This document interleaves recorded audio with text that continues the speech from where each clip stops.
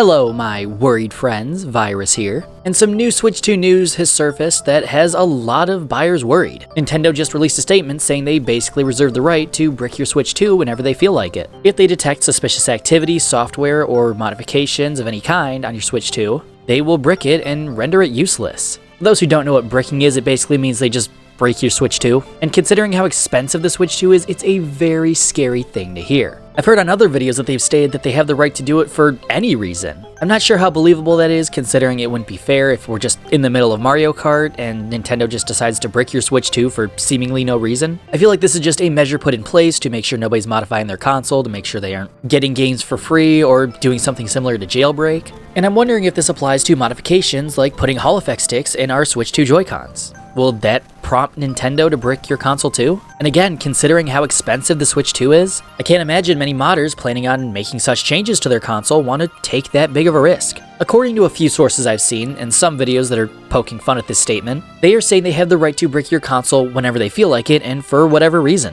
And they stated in their updated license agreement for Switch 2 that you can't take legal action against them if this should happen to you. That you don't actually own the console, but a license to play on said console. And the same thing applies to games. Physical or not, you don't actually own them, you just own the license to be able to play them. And to me that just sounds awful. It feels like history is repeating itself and we have another Wii U situation on our hands. They are overcome by the greed that was brought in by the success of the Switch, and it's leading to some scary practices and decisions for Switch 2. It feels like Nintendo is prioritizing self-preservation over the satisfaction of their own customers. The Switch 2 is most likely an incredible console, very powerful and very cool, but with all of these weird nuances, I feel like the Switch 2 will have a rocky start. I have no doubt that it will sell just fine, but it will be tied back by all of these scary new practices. I'm not sure how all this will pan out, maybe this is just a warning to anyone planning on modifying their consoles and nothing more, but I still feel very torn on the decisions they're making. But what do you think of all this Switch 2 news? Let me know down in the comments. Thank you all so much for watching. If you enjoyed this video, be sure to leave a like and subscribe if you're new and hit that bell so you never miss any Virus content. And as always, I will see you